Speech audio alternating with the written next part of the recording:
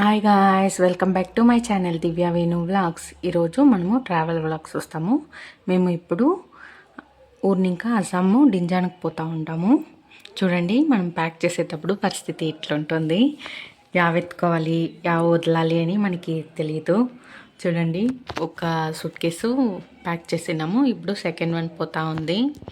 ఇట్లా స్నాక్స్ అంతా అక్కడ దొరకదు అనేసి మేము దొరకకుండే కొన్ని స్నాక్స్ కావాల్సిన ఐటమ్స్ మొత్తం కొన్ని ఎత్తుకున్నాము. ఇంకా చూడండి, ఇంకా ఎంత ప్యాక్ చేయాలి. ఇంకా మా బాబు ట్రాలీ ఉంది, క్యాబిన్ లోపలికి పోయే బ్యాగు ఏమంతా లగేజ్ కింద పోతుంది. ఇట్లుంటుంది. ఒక్కొక్కసారిను మేము వచ్చిపోయేటప్పుడు ఇదే పరిస్థితి. ఇప్పుడు ఎర్లీ మార్నింగ్ 3:52 అవుతా ఉంది. ఇప్పుడు బయలుదేరుతూ ఉంటాము ఎయిర్పోర్ట్కి. బెంగళూరు ఎయిర్పోర్ట్ మాకు ఇక్కడ దగ్గరగా ఉండేది, నాకు ఇంకా పోయేది రంగా ట్రావెల్ బ్లాగ్స్. ఇప్పుడు క్యాబ్లో ఎయిర్పోర్ట్కి బయలుదేరుతూ ఉన్నాము. మనకి ఇక్కడ నియర్ బై ఎయిర్పోర్ట్ అంటే Bengaluru airport, Kempegowda international airport. మనకి ఇక్కడ ఓసూరు ఇంకా కెంపేగౌడ ఇంటర్నేషనల్ ఎయిర్పోర్ట్కి 2.5 hours అవుతుంది. అది ట్రాఫిక్ లేకుంటే. బట్ ట్రాఫిక్ ఉంటే 3 hours, దానిపైన 3.5 hours కూడా అవుతూ ఉంటుంది. మనకి బెంగళూరు ఇంకా తిన్సుకియా వెళ్ళడానికి ట్రైన్లో వచ్చి నియర్లీ 3.5 days అవుతుంది. దానివల్ల మనకి ఈ ఫ్లైట్లో వెళ్ళేదానికి కన్వీనియంట్గా ఉంటుంది. దానివల్ల మేము ఫ్లైట్లో వెళ్ళడానికి ప్రిఫర్ చేస్తూ ఉంటాము. ఇక్కడ చూడండి, ఇది వచ్చి కెంపేగౌడ స్టాచ్యూ. ఇప్పుడు మనము ఎయిర్పోర్ట్ రోడ్కి వచ్చేసి నియర్లీ 6 o'clock అట్లా అవుతూ ఉంది.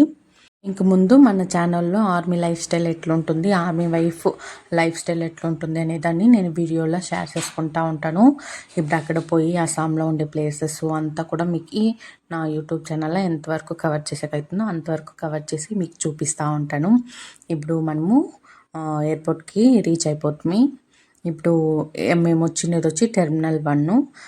బెంగళూరు ఎయిర్పోర్ట్లో టెర్మినల్ 1, 2 అనేది ఉంటుంది.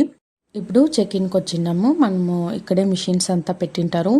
మన పిఎన్ఆర్ నెంబర్ వేసి మనము లగేజ్కి ట్యాక్స్ను అనక బోర్డింగ్ పాసెస్ ఎత్తుకొని వెళ్ళాలి.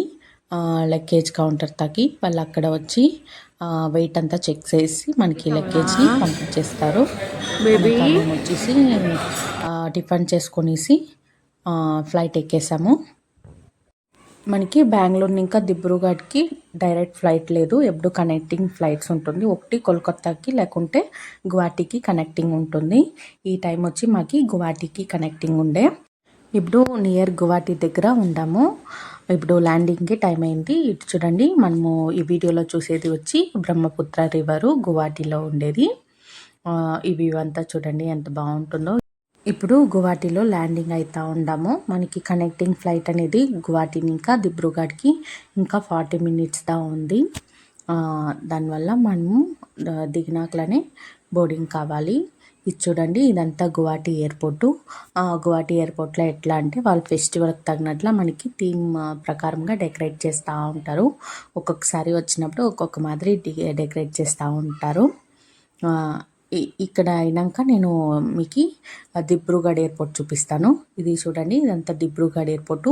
ఇది యాక్చువల్లీ ఒక స్మాల్ ఎయిర్పోర్టు. దానివల్ల ఏమి పెద్దగా థీమ్స్ అట్లంతా డెకరేట్ చేయరాపు. ఇది ఎప్పుడు ఇట్లేదా ఉంటుంది.